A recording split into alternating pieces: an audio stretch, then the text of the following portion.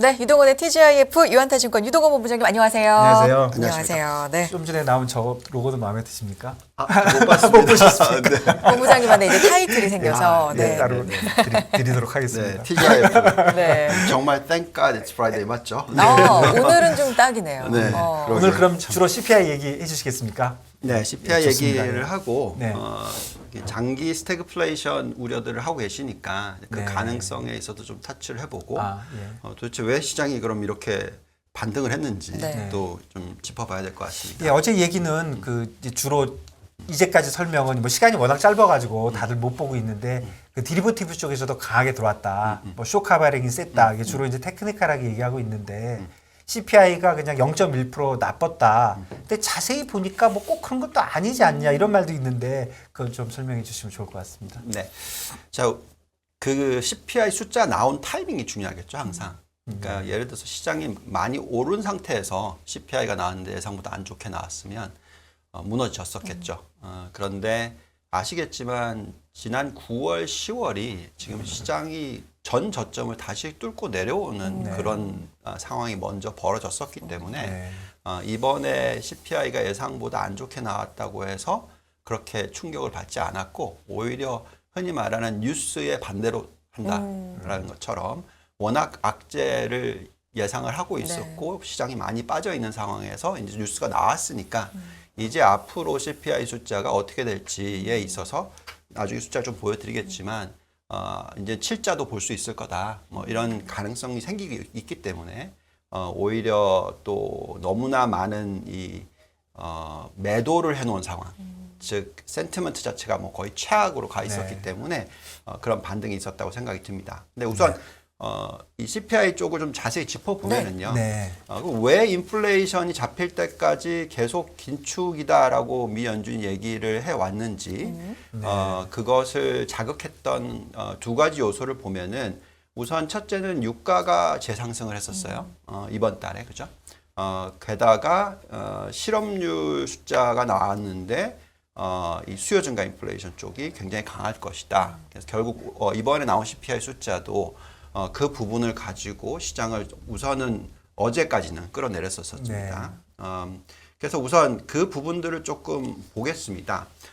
이번에 발표된 수치를 보시면은 예상치가 이제 8.1%였죠. 작년 동기 대비. 근데 이제 실제로는 8.2%가 나왔으니까 0.1%포인트 정도 높았어요.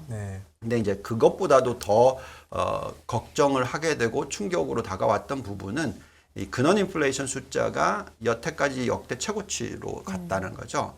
그래서 5.9까지 떨어졌던 것이 다시 6.3, 6.6에서 올라갔죠. 그래서 그러니까 근원 인플레이션이나 PC 근원 인플레이션이 미 연준이 보는 지표로서 금리를 결정하는 건데 그렇기 때문에 시장에 영향을 미칩니다. 그러니까 우리가 인플레이션 자체를 가지고 증시가 빠질 거다 이렇게 얘기는 하지는 않죠. 그러니까 금리가 채권 가격과 주식 가격에 영향을 미치죠.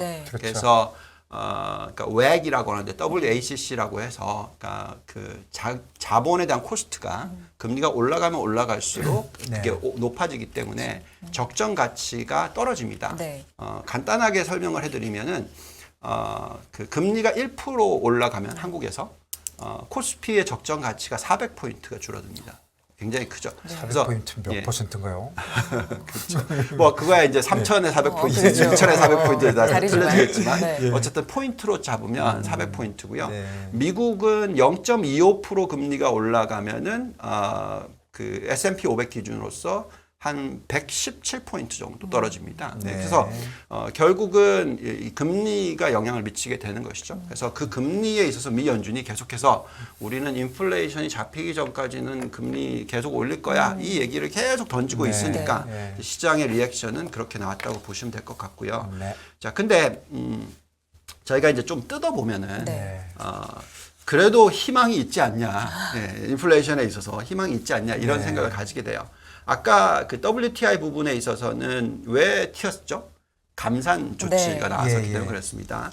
그래서 오펙이 200만 배럴 막 이러면서 그 바이든의 노력을 다 무사시켰다 뭐 이런 식으로 얘기를 하면서 유가가 튀었었죠. 근데 이 곡선을 한번 보시면은 이게 이제 실질적으로 오펙 쿼타예요.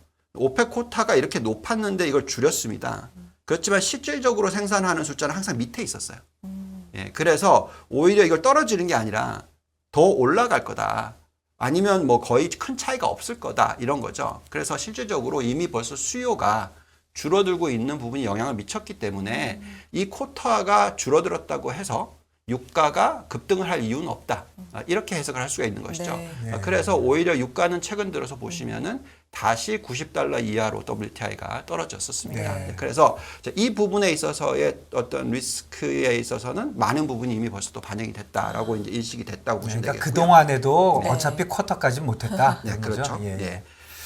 근데 이제 이 부분이 어떻게 보면은 지난 어제까지 계속 그 충격을 줬던 부분이죠. 네. 그러니까 시장을 보시면은 지난주를 보시면 월화 오르다가 네. 그 다음에 이제 빠지기 시작하더니 금요일 날 폭락. 네. 예, 이게 바로 이 고용 지표 때문에 그랬고 네. 이 고용 지표가 좋게 나오면 실질 인플레이션, 그러니까 근원 인플레이션이 높게 나올 거다. 왜냐하면 고용이 좋으니까 네, 네네. 그렇게 예, 하겠죠. 소비를, 예. 그러니까 수요의 증가를 자극시키는 부분이 클 거다라고 네. 계속 예측을 하게 됐었던 거죠. 네. 자, 그래서 그 숫자를 한번 보시면은 비농업 신규 고용 지표가 26만 3천 명이 나왔어요. 네. 근데 이걸 잘 보면은 올해 평균 8개월이 월 44만 9천 명입니다. 네. 근데 26만 3천 명이면은 거의 뭐 절반은 안 되지만 어쨌든 작은 거죠. 60% 수준으로 예, 줄어들었죠. 예상치가 25만이었는데 실질적으로는 26만 3천. 그러니까 약간 좀 더 높게 나왔어요. 네. 이거를 이제 그렇게 해석을 한 거죠. 굉장히 네. 이제 안 좋은 거다. 근데 이제 왜 그렇게 해석하게 됐냐면 실업률 추이를 보시면은 미 연준 이사가 계속 이렇게 얘기하잖아요. 4.5%까지는 실업률이 올라가야 된다. 그래야지 인플레이션을 자극하는 임금 상승률이라든지 고용 시장이 그래도 어느 정도 좀 쿨다운 하는 거고 그에 따라서 금리를 더 이상 안 올려도 네. 된다. 뭐 이런 식의 톤을 많이 얘기했잖아요. 네. 근데 실업률이 갑자기 떨어져 버렸어요. 예. 3.7 가다가 3.5로 다시 내려앉았습니다. 그래서 이걸 보고 있으니까 이거 이제 인플레이션 안 잡히겠네. 예. 그러면서 이제 이번 달에 CPI가 나왔는데 이거 뭐지? 이렇게 되는 거였고 그래서 그쵸. 처음 시작은 네. 나스닥이 마이너스 3% 넘게 갔다가 진짜. 예, 플러스 2점 그러니까 거의 네. 스윙이 지금 5% 예, 6%입니다. 예, 진짜 지금. 격하게. 예, 격하게 변화가 정말. 일어나고 2008년 이후에 처음이라고 예, 합니다. 아유. 네. 그래서 그거를 좀 이해를 좀 해보자면 네. 우리가 아까 얘기했던 유가라든지 뭐 병목 현상이라든지 원자재 가격 이런 건 다 이제 코스트 푸시 인플레이션이라고 해서 비용이 올라가기 때문에 네. 그게 이제 인플레이션으로 전가되는 부분이고요. 더 중요하고 우리가 걱정하고 있는 스태그플레이션에 영향을 미치는 부분은 수요의 증가입니다. 네. 그러니까 수요가 계속 높게 있으면 그것이 인플레이션을 장기화시키는 케이스가 되는 거거든요. 근데 그걸 가장 자극하는 게 뭐겠습니까? 임금이거든요. 그러니까 임금 상승률이 너무 높으면 그것이 당연히 소비를 계속 시키게 되는 거고 그러면 계속적으로 인플레이션 높게 유지시킨다라는 부분이죠. 그래서 그 임금 상승률의 추이는 지금 어떻게 되고 있는지를 보면은 어쨌든 상당히 많이 올라가긴 했었어요. 6%대 중반까지 올라갔었습니다. 네. 예, 이게 이제 작년 동기 대비 파란색 선이. 네. 지금 이제 살짝 떨어지기 시작했는데 아직도 6%대예요. 네. 예, 6.2%대입니다. 근데 이제 전달 대비 수치를 보시면은 하락 안정화되고 있는 건 사실이에요. 그래서 이게 수렴을 할 겁니다. 그래서 전달 대비로 계산해 보면은 연간 환산이 한 4%대 초반 정도 나옵니다. 이 6.2, 4.3이 어제 숫자인가요? 지난달 지난달. 9월달 예, 숫자입니다. 예. 그래서 이거를 계산을 해보면은 아마도 임금 상승률은 4%대 정도로 이제 수렴하게 될 거다. 네. 그러면 이제 4% 정도의 임금 상승률이 과거에는 없었느냐? 있었어요. 그랬었을 때도 인플레이션이 2%대가 나온 적이 있습니다. 네. 그러니까 그걸 좀 이따가 나중에 또 더 자세히 보여드리겠지만 이게 무슨 얘기냐면 네. 생산성이 높아지면은 임금 상승률이 높다 하더라도 인플레이션 숫자는 떨어질 수가 있어요. 그렇죠. 예, 그래서 그게 가장 중요한 포인트입니다. 그래서 나중에 좀 보겠는데 네. 어쨌든 지금은 그래도 어쨌든 인플레이션 8% 시대는 벗어날 거다는 거죠. 그래서 많은 분들이 지금 걱정하고 시장이 더 폭락을 할 거라고 얘기를 했던 이유는 뭐냐면 금리에 대해서 이미 미 연준은 우리는 4.75에서 5%까지는 올릴 수 있다. 그리고 오랫동안 유지할 수 있다. 이건 벌써 시장에 던져놨어요. 네. 왜 시장이 더 빠지고 걱정을 한 거냐면 그것보다 더 올릴 수 있는 게 아니냐 이 우려였거든요. 네. 그 우려는 뭐죠? 결국은 5% 이상의 인플레이션이 장기화 고착화되는 게 아닌가. 네. 그렇기 때문에 금리를 5%보다 더 높여야 되는 게 아닌가. 이렇게 이제 해석을 하기 시작했던 부분이었는데 네.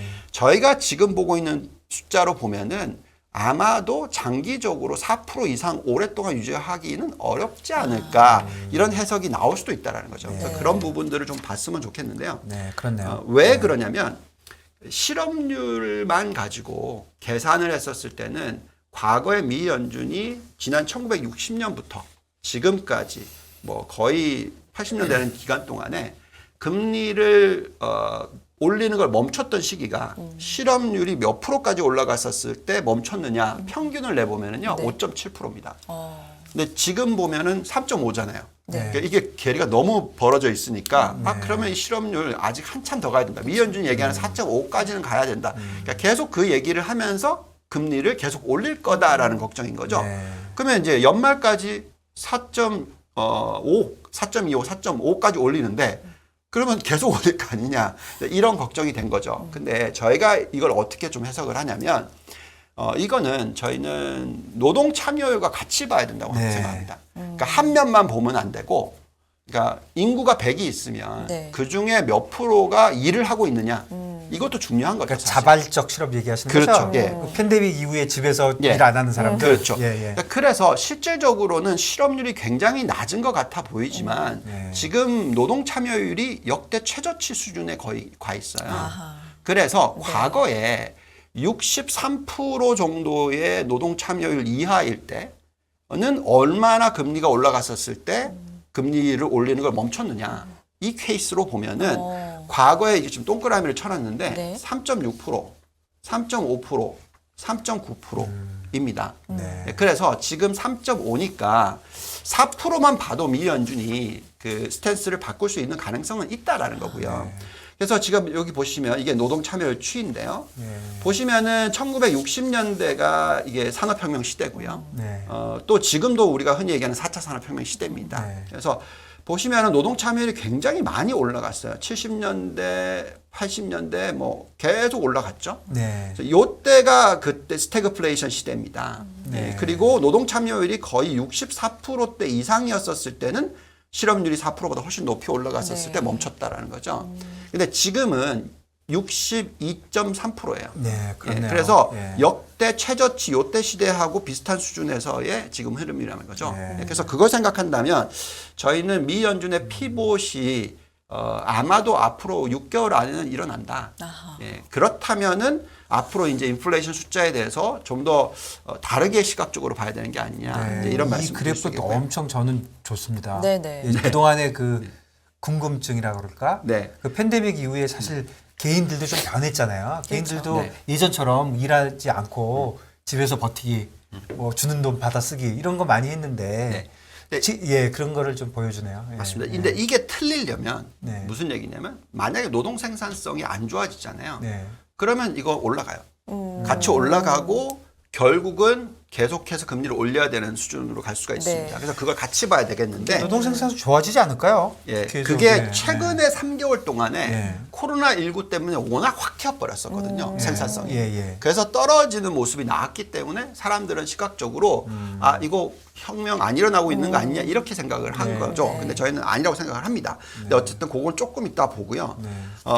다른 또 인플레이션 숫자들이 있잖아요. 네. 그래서 보면은 지난주에도 말씀을 드렸지만 병목 현상 부분들은 많이 해소됐다라고 말씀을 드리겠고요. 뭐 많이 해소가 된 게 아니라 다 해소됐습니다. 그래서 병목 현상 부분은 해소가 됐다고 생각을 하고 이게 뭐였죠, 병무 현상이? 예, 뭐 이거죠. 뭐 예를 들어서 이제 LA 그 항구에 공급적인 컨테이너 수요. 새들이 아, 막 네네. 쭉 아, 예, 들어오지도 예, 예. 못하고 네. 있었던 맞아요, 거 있잖아요. 맞아요. 예, 예, 그거 예. 이제 다 정상화됐다. 네네. 아, 예, 예. 그 다음에 이제 상해에서 LA로 가는 선박의 운송비. 아, 그 공급적인 네, 문제. 공급에서. 아, 예, 그 예. 부분도 지금 이제는 해결됐다. 마이너스. 아, 예, 예. 그러면은 이제 다 그러네요. 해결됐다. 예, 이렇게 예, 보시면 예. 되겠고. 근데 이제 지금 이거는 아까 말씀드린 건 코스트 푸시 인플레이션 부분이고. 네. 네. 지금 가장 걱정을 하고 있고 이번 숫자에도 나왔던 게 뭐냐면 근원 CPI가 6.6% 올랐잖아요. 근데 이게 정확하게 주거비 인플레이션과 같이 갑니다. 네네. 지난달에 6.3%였어요. 근데 그게 주거비 인플레이션 6.3%였어요. 이번에 또 주거비 인플레이션 6.6%입니다. 똑같이 그런 인플레이션 6.6이에요. 비중도 워낙 크고 예, 40%나 되기 네, 때문에. 네. 그래서 결국 그 무슨 얘기냐면 주거비 인플레이션이 잡히면 이게 떨어지면 떨어진다. 이렇게 보시면 되는 거죠. 네, 네. 근데 그걸 보기에 우선 가장 중요한 것은 렌털비가 어떻게 되고 있고 그다음에 모게지 관련돼서의 수요가 어떻게 되고 있느냐가 중요하겠죠. 네. 예, 그래서 보시면은 지금 이 주택 그 고정금리가 워낙 치고 올라갔기 때문에 지금 폭락했어요. 예, 그래서 결국은 이제 주택 관련된 쪽에 어떤 수요가 세야지만 인플레이션 자극할 텐데 그 수요가 사라졌다는 거죠. 그렇다면은 당연히 이제 인플레이션이 떨어질 거고 또 이미 그 임대료 부분도 떨어지고 있다라고 얘기를 하더라고요. 네. 예, 미국에서. 그래서 그게 아마도 좀 시간에 걸려서 필요하겠지만 네. 꺾일 수 있는 가능성이 생겼습니다. 이게 그걸 가르쳐줘요. 뭐냐면 왼쪽 차트 이 파란색 선이 뭐냐면 왼쪽인데 이게 이제 그 주택 가격의 상승률입니다. 네. 그러니까 파란색 선은 15%, 20%까지 올라갔었어요. 네. 네, 그거를 이제 오른쪽은 주거비의 상승률입니다. 네. 주거 비용의 상승률입니다. 그래서 보시면은 이게 레깅이 생기죠. 네. 쫓아가요. 그래서 이제 주택 가격이 떨어지면 좀 있다가 떨어지고 네. 마찬가지로 주택 가격이 떨어지면 떨어지고 이런 식이에요. 그래서 지금 보시면은 주택 가격이 급락을 하고 있고 상승률이 네. 그럼 이것도 이제 좀 꺾일 거라는 빨간색도 거죠. 꺾일 것 시차를 같아요. 두고. 예, 네. 시차를 두고 꺾일 거예요. 네. 근데 지금 보시면 너무 많이 올랐다라는 거죠. 과거에는 항상 이 파란색 선 밑에서 올라서 끝나는데 지금 보시면 거의 파란색 선 위로 올라갔잖아요. 예, 그래서 저희가 생각할 때 이건 더 이상 올라가기보다는 6.6%에서 6.6%가 고점이라고 치면 앞으로는 이게 좀 이어지겠지만 한 몇 개월이 지나고 나면 이게 이제 6%대로 떨어지고 5%대로 떨어지고 그렇네요. 이렇게 가능성이 있다라는 거죠. 2010년에도 보면은 그 간격이나 그 폭이 진짜 비슷하네요. 저 내려가 있을 때도 한 6개월 정도 벌어져서 저기 아래쪽에 2010년에 네. 내려가고 올라갈 때도 네. 거의 비슷하네요. 이게 주거비 이게 왜 그러냐면요. 이런 겁니다. 이자가 예를 들어서 3%대다가 6%대로 올라가면 당연히 주거 비용도 그만큼 또 올라가는 거죠. 예, 예. 근데 이게 왜 퍼센티지가 더 낮게 올라가냐면 주택 가격보다도 그 이유는 뭐냐면 이게 장기 머추리티예요. 그렇죠. 그래서 이자 비용이 늘어나는 폭이 상대적으로 적어요. 네. 그래서 미국이 지금 이런 짓을 할 수 있다라는 거죠. 미국은 워낙 장기이기 때문에 예를 들어서 지금 모기지 금리가 6.8% 올라가서 신규로 사는 거는 안 하겠지만 네. 그 비용 자체가 올라가는 퍼센티지는 30분의 1이란 말이죠. 그렇기 때문에 장기적이기 때문에 우리나라는 3년이에요. 그러면 이제 달러가 이렇게 초강세고 이렇게 되면은 미국의 개인들은 망가지지 않아요. 시간적으로 봤을 때. 실질금리가 기니까. 예. 네. 그러니까 지금 요즘에 보면은요, 뭐 호주, 미국 이런 데서 우리나라 부동산 헐값에 막 사는 케이스가 지금 나오고 있대요. 그러니까 결론적으로는 우리는 머추리티가 굉장히 짧고 이자 비용이 올라가면 네네. 자산 직격탄이죠. 가치가 직격탄이 받기 맞습니다. 때문에 이걸 양탈깎기라고 하는 겁니다. 전 세계적으로 지금 미국이 지금 이렇게 하고 있어요. 미 연준은 우리는 인플레이션만 볼 거야. 다른 거 I don't care. 이 얘기만 자꾸 하고 있으니까 다 사람들이 다 패닉을 하는 거죠. 네. 근데 이제 이게 프레셔가 올 겁니다. 왜냐하면 보시면은 이렇게 인플레이션이 높게 나왔고 금리를 올릴 걸 다 알고 있는데 달러가 어제 1%대 약세로 갔단 말이죠. 왜 그러냐? 그만큼 실질적으로는 단기로 봤었을 때는 큰 문제가 없지만 장기로 봤었을 때는 지난주에도 말씀을 드렸지만 1조 달러의 비용이 늘어요. 네. 그러면은 이거는 가장 부채 비율이 높은 신흥국 중에 하나거든요. 선진국 네. 중에 하나거든요. 네. 140%니까. 그래서 이거를 계속 그러니까 4%대 이상 5%대 금리에 아주 오랜 기간에 유지하기에는 무리가 있다라고 네. 저희는 생각을 합니다. 그래서 좀 장기적으로 생각하시면 네. 당연히 미 연준도 스탠스를 바뀔 수 있는 가능성이 생기지 않을까. 그래서 지금 보시면 이제 우리가 현재 여기에 와 있어요. 그래서 과거에 70년대, 80년대 이때가 이제 스태그플레이션 시대입니다. 네. 네. 그래서 이때랑 똑같이 가느냐? 네. 아니면 이게 아니라 이쪽으로 좀 가느냐? 네. 결국은 지금이 스태그플레이션 시대냐? 아니냐? 네, 요게 이제 가장 중요한 거죠. 예, 아주 네. 딱 가운데 있네요. 예, 그래서 저희가 스태그플레이션 시대가 아니라고 생각한다면 네. 미 연준의 피봇은 내년도 1, 4분기에서 2, 4분기 사이에는 일어난다. 네. 그래서 지금 보면은 전달 대비해서 상승률 0%, 0.1%, 0.2%, 0.3%, 0.4%일 때 이 인플레이션 숫자가 10월 달에는 어떻게 되느냐? 거의 대부분 7%대로 떨어지고요. 네. 그다음에 6%대 뭐 이렇게 쭉 떨어집니다. 네. 그리고 현재 스케줄대로 미 연준이 금리를 올리게 되면은 미 연준의 금리가 실제 인플레이션보다 높아지는 시기가 내년 3월은 된다. 그렇다면은 물론 뭐 계속 인플레이션이 엄청나게 높게 나오면 스태그플레이션이 나온다면은 그렇진 않겠지만 뭐 연 상승률이 전달 대비해서 상승률 0.2% 안에 들어가게 되면 평상시와 노멀라이즈 된다면 결국은 이 숫자 4%대 또 2%대 떨어지게 되는 거죠. 네. 그래서 이걸 보고 있으면은 아마도 피벗이 있을 수 있다라는 부분이 되겠고요. 네. 자료가 많죠. 그래서 시간이 없으니까 요거 좀 보면서 얘기를 결론으로. 할게요. 네. 예. 네.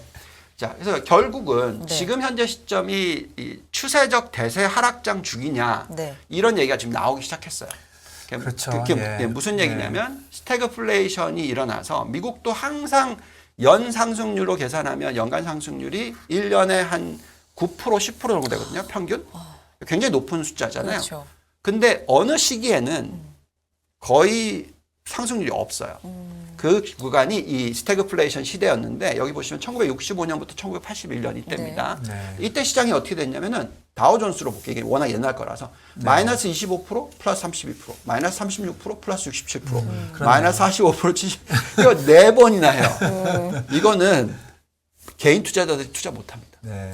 예, 이건 정말 혼자서 하기 너무 힘들고요. 네. 이럴 때는 결국 어떻게 투자를 해야 되는지를 잘 생각해야 되는데 지금은 타이밍상 이게 지금 재현되고 있다 하더라도 지금 이 타이밍에서는 하락보다는 이런 올라가는 장이 나올 수 있는 시기가 됐다라는 거죠. 네. 예, 그 이유는 아까 말씀드렸듯이 생산성 지표가 급등을 했어요. 그죠? 이게 네. 코로나 때문에 그렇습니다. 그렇네요. 예. 근데 최근에 2분기, 3분기 정도가 지금 빠졌어요. 네. 그러면서 이게 이렇게 빠지니까 급격하게 빠지니까 이게 네. 생산성 안 좋아지는 네. 거냐? 스태그플레이션. 근데 만약에 이제 다음 분기, 3분기 숫자가 나왔는데 이 숫자가 빠지지 않고 그냥 요 점선대로 가는 거다. 네. 그러니까 비정상적인 부분이 사라지고 다시 이제 올라가는 거다라고 생각을 한다면 네. 임금 상승률 4% 정도로 바뀌고 생산성도 높아진다면 스태그플레이션, 인플레이션 6% 시대는 말이 안 된다. 네. 예. 인플레이션 3% 시대, 뭐 메이비 예. 이 정도로 본다라는 거죠. 역시 그렇기 때문에 생산성이 또 관건이 되는군요. 예. 그래서 지금 어느 정도로 극한도의 공포냐면 네. 우리가 하락한다고 생각하는 사람이 대부분이에요. 네. 요즘에. 예. 그래서 그걸 보시면은 지금 쇼트, 그러니까 즉 시장 빠지는 거에 대해서 비용이 얼마나 드느냐? 네. 2008년보다 더 비싸요. 예, 그러면 이거는 어제 같은 현상이 나온다는 거죠. 네. 쇼 커버링이 나오면 이렇게 튀게 됩니다. 그래서 이런 상황에서는 극심한 공포 구간에서는 그래도 오히려 뉴스에 파는 게 아니고 뉴스에 사는 게 맞는 타이밍이지 않을까라는 생각을 그게 해봅니다. 또 간밤에 미국 시장에서 네. 재현이 된 것 우리 같고요. 본부장님 오시면 항상 시간이 모자랍니다. 그러게요. 시간을 늘리든지 뭐 시간을 내야 되겠네요. 네. 그래서 어제 시장 진짜 오늘 관전 포인트는 제 생각에는 한국 시장 어제 너무 많이 빠졌는데 미국이 이제 올랐지 않습니까? 마이너스에서 플러스 3으로. 그럼 우리 어제 마이너스 1.8에서 얼마 돌아서는지 이걸 어떻게 반영하는지. 네, 보합까지밖에 못 가는지 더 올라가는지. 그다음에 사실 미국도 주말에 이제 이렇게 돌려놓고 보니까 테크니컬한 게 많았는데 네. 여기서 다시 빠지는지 여기서 버티는지 뭐 주말에 좀 봐야 될 것 그래요. 같습니다. 시장 개장 1시간 남았으니까 우리도 네. 오늘 하루 잘 지켜보기로 하고요. 이동호 본부장님과도 인사 나눕니다. 고맙습니다. 감사합니다. 감사합니다.